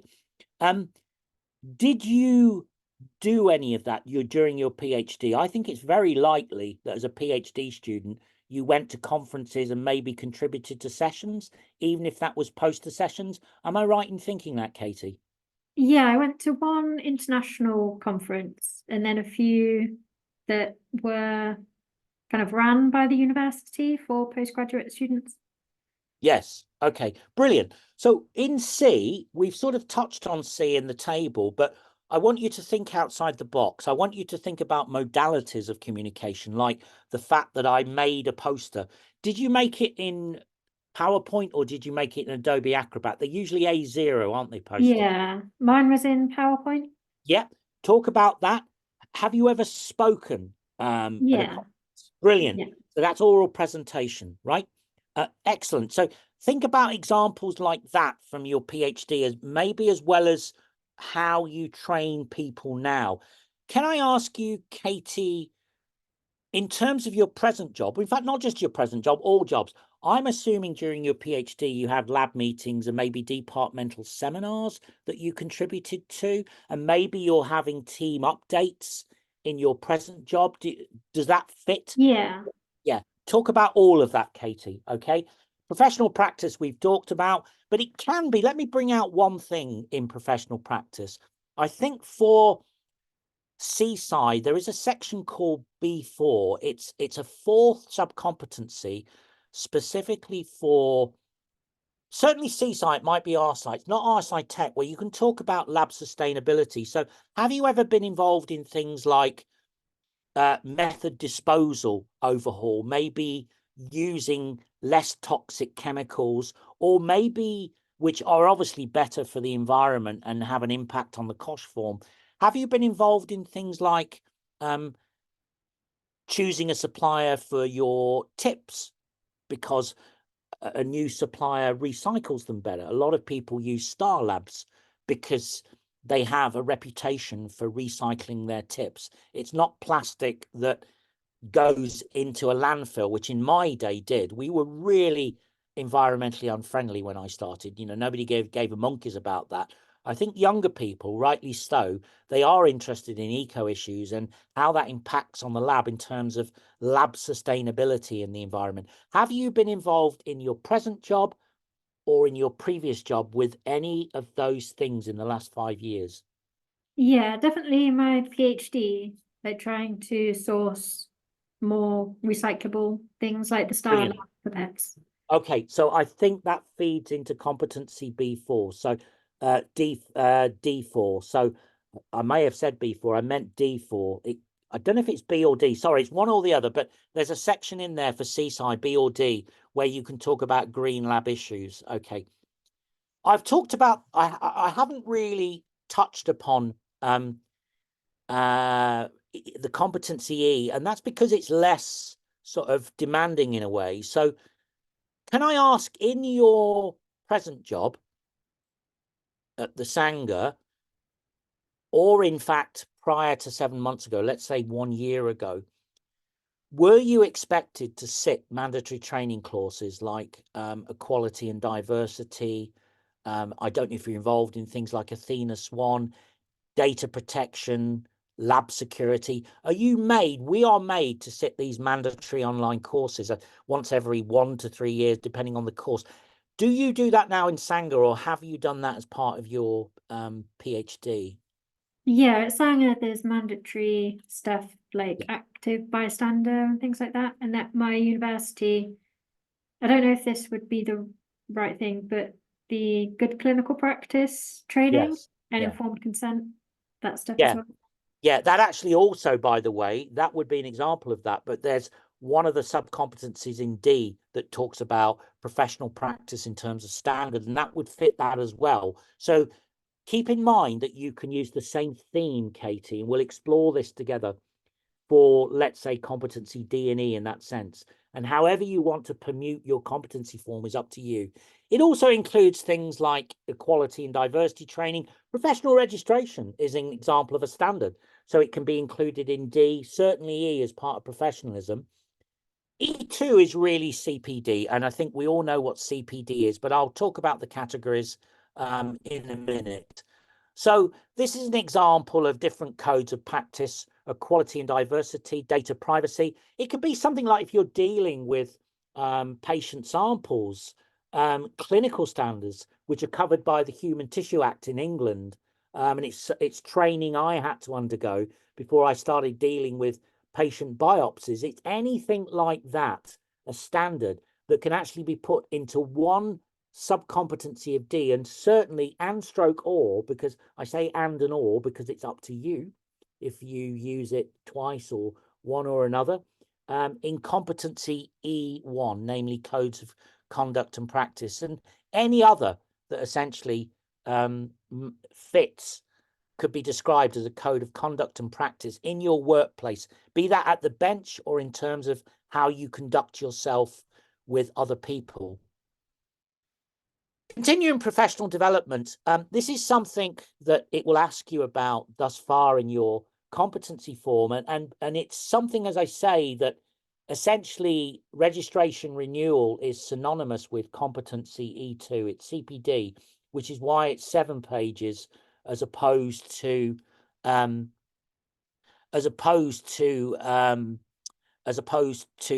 maybe 25 of a competency form. And it is sorry, Katie, I think my computer's about to die, so I'm just going to go and sit on the bench over here because I want to plug it into a power lead, because I'd hate to lose you just before we finish. So right, I've plugged it in so it won't die. So there are various types of CPD, and essentially in your renewal, you'll need to demonstrate 50 hours over a year. In your competency form, at the end of your competency form, your last sub-competency E2, you just need to cherry pick examples from 3 of these 5 categories. So it can be in-house training that you have provided or that you have been given. It can be writing articles. It can be going on training courses, whether that's internally at the Sanger or externally to learn something else. Professional activity is being involved with a professional body, and it doesn't necessarily have to be a licensed body. So things you do outside which confer transferable skills. Self-directed learning is something maybe that once again fits in with developing methods, because you may be doing literature searches. You may be using, I don't know if you are, Katie, I don't know if you can comment on this. Do you ever use online technical forums like ResearchGate or something like that to find out if people have had a particular problem with a method, and if so, how they solve it? So this is in addition to reading papers. Have you in your PhD, Katie, or do you at the Sanger do anything like that? Yeah, I did a lot more of that in my PhD. I imagine you did, yeah. So that's another type of CPD that you could include in E2 and then subsequently. other is really just what it says. It's transferable skills, usually from things that you've done outside. Okay, but it's normally 3 of the 5. You don't have to actually demonstrate that you've conformed to all 5. Right, where are we? Yeah, continuing professional development in your case can be becoming, hopefully, in the next 6 to 9 months CSI. And this is really just about the fact that you can mix and match competencies, because, for example, you could take a lab experiment where you're purifying DNA, and that can be competency A, for example. B2, you can talk about COSH. Lab sustainability, you can talk about in D. Training, you can talk about in terms of communication as C. But there are ways, as I say, that you can use the same theme for 2 competencies. So, for example, stock taking and ordering is about how you plan, how you basically organize the lab, stock take the lab, vis-a-vis your own bench work and the work of your team.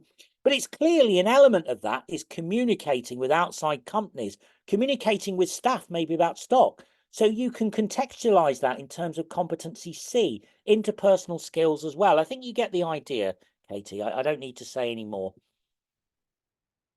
So I've talked about the competency report and the fact that the examples are derived from the last 5 years, and they can be derived in your case from your Sanger job, and maybe better examples from your PhD. And how you mix and match those is up to you. It's broken down, as I say, into 3, sometimes 4 subcompetencies. I think for B and D, 2 for E. Introduce it, if necessary, in a team context, in terms of overall objectives, but talk about specifically what you do. Include I, must be autobiographical. It can include PhD studies, okay. It can also include any internship, paid or unpaid. But I would say in your case, Katie, from your experience and CV, just talk about your present position at Sanger and your previous PhD. Okay, so we're going to finish by talking about how you write a competency form, which is an answer which is favourable to those 2 independent assessors. So you have to ask yourself, is the example clear and relevant? We're not looking for a comprehensive essay here, but we are asking you to put yourself in non-specialist shoes. So if you share the specialism with the registrant, ask yourself if you could comprehend the statement without specialist knowledge and training. So if, for example, you use acronyms, okay, for a particular thing, define the acronym and then basically say what the objective is. So let's take, it's not something you do, but let's take HPLC. You could say that HPLC was high performance liquid chromatography, and then in one sentence say this is a technique we use to purify an analyte of interest. So you could do something similar with your DNA. So don't assume with an acronym or with a couple of buzzwords that your assessor, if they're don't have a background in biochemistry or genomics, maybe they're an archaeologist, that they're going to know. So make it clear, but keep it concise if you can. Look at the section heading. Have they described what they are being asked to do? So always go back and look to make sure that what you've said, as it said in the videos, meets the mission objectives. But of course, as a mentor, you will do that with me. And as I say, have you provided specific details? Okay, you must sort of make it clear enough to a non-specialist what you're doing and why, without basically writing an essay. We're not asking you to write an SOP. Remember, you have 300 to 1,000 words per subcompetency. And make sure it's autobiographical, so replete with I and not we, although you can introduce, you can talk about we in your first paragraph if you want to talk about an objective you share with a team, but then describe what you do personally in the second paragraph, and maybe in the third talk about your results, your outputs, which validate the addressing of a situational problem. Okay. Is there depth to what you're saying? Can you list the outputs? I've said it's important that you choose answers where what the situation that you've addressed, the problem that you've attempted to resolve, be that interpersonal problems, say in C, or a technical problem, let's say in competency A, has been resolved, and you can demonstrate that. You have a veritable output. Could you visualize what they as an individual actually did? So this goes back to the fact that you have to define acronyms, okay?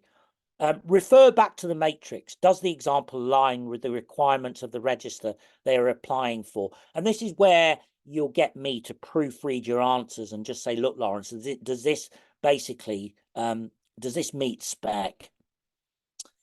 So the way that you analyze it, I would say the way you structure your answer is essentially 3 or more paragraphs. So in the first paragraph, you want to outline the problem, the situation that you're addressing, or the problem you're attempting to resolve.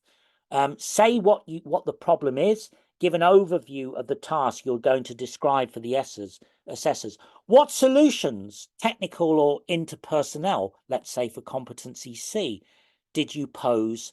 And why did you choose the particular method if there are various ways of addressing that problem or resolving the situation? If there are, why did you choose the one that you did? And then talk a little bit comprehensively, include a little bit of the science about what you're doing. And then, did it work? So essentially what I would say, Katie, is when you structure your answers, try and put it together in such a way that you adhere to this acronym SAR. Situation, task, action, result. All right. Write in non-technical language. This is just the fact that you may have a non-specialist assessor. Autobiographical statements, clear outputs. If there are metrics you can use to quantify your output, great. And really, the implication of that is not simply a laundry list of multiple scenarios which might meet the competency objectives or sub-competencies thereof, but it isn't clear to the assessor that it's worked. Okay. So you take the examples from the last 3 to 5 years, you can mix and match scenarios, you can use the same scenario for different sub-competencies and different competencies, and up to 1,000 words per sub-competency for those 3 paragraphs I've outlined. So yeah, remember, situation, task, action, result, but clearly you'll confer with me on this point as part of your mentoring. So I would say, Katie, going forward, working together, the first thing I do is start to keep a real-time log, but also, as it said in the video, note down different things that you do day to day, week to week, which map potentially to different competencies, multiple competencies perhaps, and sub-competencies thereof, but keep a real-time log. Basically put together a list of things that you do day to day, week to week. Think about your job as a whole, as we've already talked about. Why is that not going forward? Next. Yeah, identify practice matching each competency. Select 1 to 3 examples from the last 5 years. And I would say with the three paragraphs, in your case, Katie, as a CSI, in theory, if you give one scenario that with the 3 paragraphs adhering to that sort of pre-direction star, that's fine. But I always think it looks favorable to assessors if you can take 2 different examples, maybe even from your 2 jobs. So select 1 to 3 examples as a CSI from the last 5 years. In other words, you'd maybe have 100 words or so per paragraph, 3 paragraphs times 2 examples. So that's 600 to 900 words, okay, for that particular sub-competency. If you wanted to, the time frame of your competency report, this is a proactive exercise. There are no time constraints. It's not an assessment. So if there's things that you think that you will learn that you'd like to include in your competency report, hold off on copying and pasting into CAP, as eventually we'll work on that together. I'll show you the mechanics of using it, okay? And we'll finish the talk in a second by talking about that. So identify potential deficits. It may be, Katie, that having done a PhD, doing what you're doing, developing methods, you feel you've got enough in there to put together, 2 or more examples for each of those 16 sub-competencies. That's fine. That is fine. It's just you have the option, okay, of deferring if you like. Involve your line manager if you feel that they can oil the wheels and basically get any future techniques or scenarios that you could put into your competency report. If basically to do that, you need permission, involve them in the process of professional registration. I think at the Sanger, you're quite mindful in terms of the overall structure. You're pretty good there. You know, people higher up are aware of professional registration and what you need to do to fulfill that, etc., etc. I think I've made my point here. So what I'm going to do now, Katie, in the next 5 minutes is just give you a snapshot of what CAP looks like. Okay, so I've given you a link to the application portal, and this presupposes that you know your register. Well, I think we've already established as part of my initial mentoring that you're Seaside, so you would go in through the Seaside portal.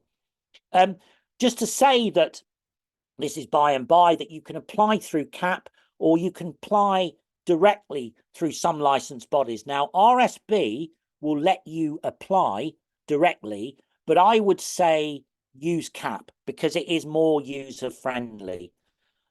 So when you basically have your Word document with all of your polished sub-competency answers, in addition to copying and pasting those into your respective fields, what else will you be expected to submit as part of your online CAP application? Well, the first is an up-to-date CV. So before you commence, obviously this is something we will plan for before you basically use CAP, and I will help you with that. I will mentor you through that. Make sure you've got an up-to-date CV. There's also a section where it will just ask you to give you it'll ask for a little précis of your current job. Okay, so that's just a few sentences, a couple of paragraphs. There's also a section where you upload your qualifications. Now, in your case, that will be your undergraduate degree and your PhD.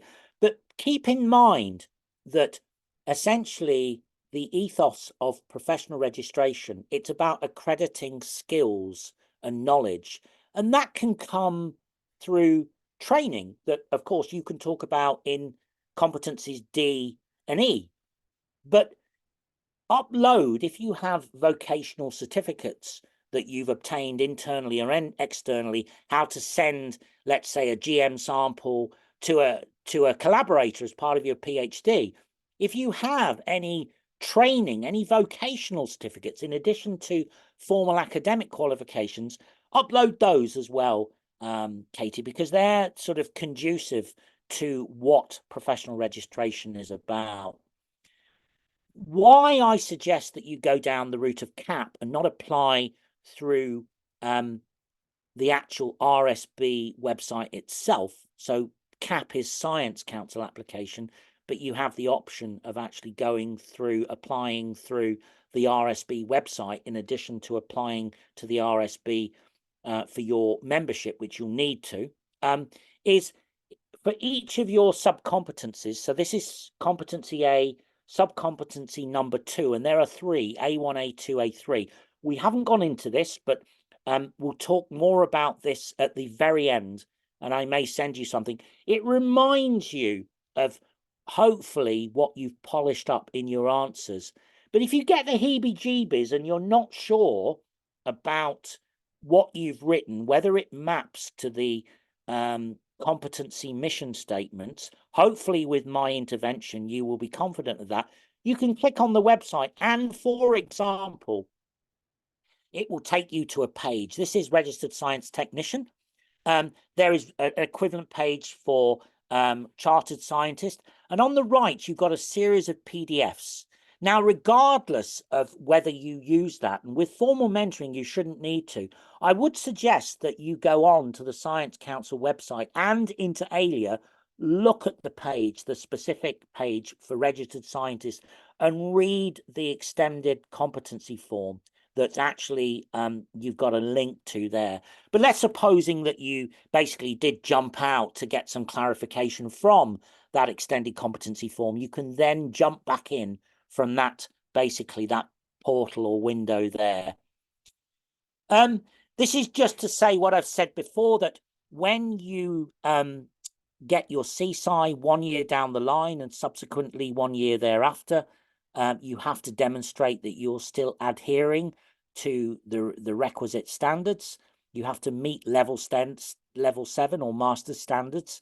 I think the fact that you have a PhD and in your job, you certainly are.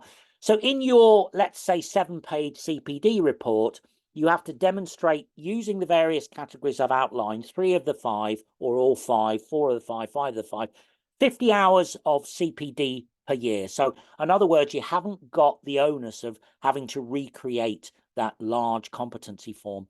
Keep in mind as well that if you join a licensed body, the RSB, and you do other things, as I've said, that can actually augment your registration renewal. And if you look at me, for example, in my competency report, I took examples heavily from a much more technical senior role. In my present job, sadly, I don't have the demands on me that I had in a previous more senior role.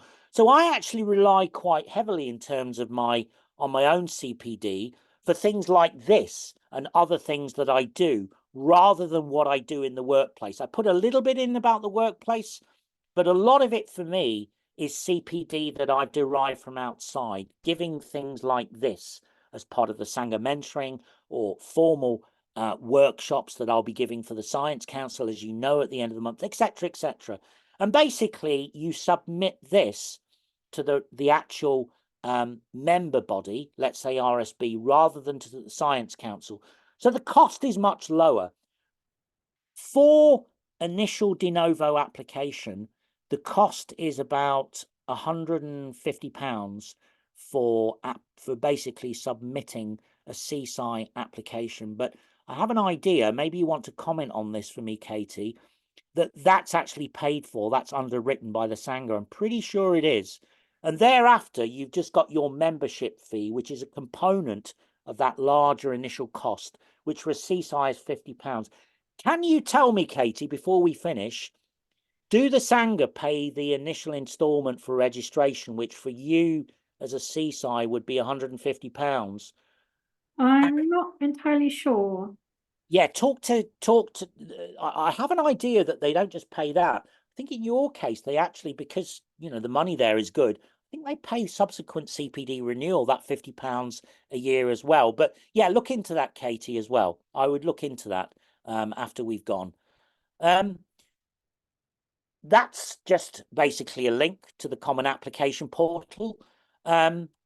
Any questions? And this is just to say, Katie, that I've given you links here to various things. So, for example, you're recording this, but there are 2 sets of videos. I don't know if I've already given you my Midlands Innovation one. I think I have. Yeah, I think I watched it. So yeah. you've basically got this and more.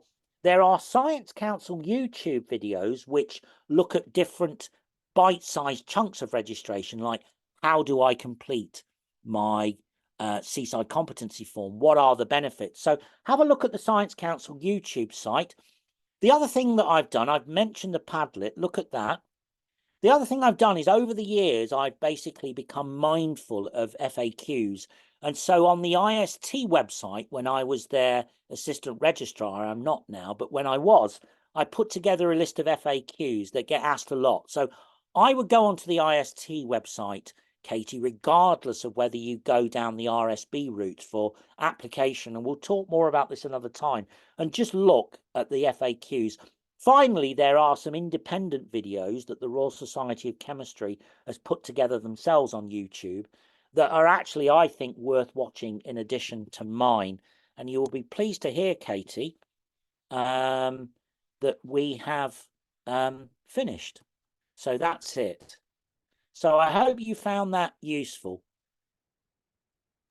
Yeah, thank you. Yeah, it's really good. So there was a lot to get to, I realise, and obviously we're going to break this down going forward. But has that given you sort of an overview of what we'll be doing over the next few months, Katie? Yeah, definitely. Good. Well, at this point, I'm about to lose my voice, I think. I need to get another cup of tea. I'm sure you need to go.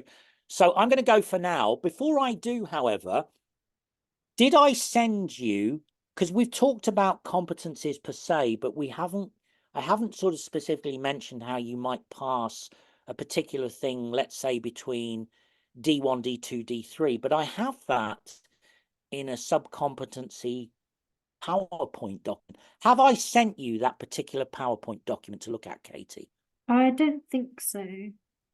Okay, have a look again. I think it's called sub-competencies. Let me know. If not, I will send you that. Where this is concerned, I think it's fairly large, so I may have to put it on something like WeTransfer or File Drop, and you'll have to download a copy at your end. Does that sound reasonable? Yeah, that sounds good. All right, Katie, one request, if I can. Is there any chance, you don't have to, but is there any chance if there's an MP4 archive of this recording, because I actually think it's gone very, very well, is there any chance you could send me a copy of that? There again, it'll be so large that you'll probably have to put it on some sort of server. I'll have to download it at my end. Would that, under Sanger confidentiality, are you agreeable to me basically getting an MP4 archive of this meeting, Katie? Yeah, I can't see why not. All right. Just check first, just to make sure there's Yeah. no EDI issues, but I don't think there will be. But if there aren't, if you can maybe drop me a link to a server where I can download that. Okay. All right, Katie, we'll talk soon and we'll talk about how we're going to proceed. So Yeah. I think at this point we've been chatting for 2 hours. I think we should probably both go, shouldn't we? Yeah, sounds good. All right, Katie. I will speak to you very soon. You take care. Okay, thank you. You too. Bye-bye.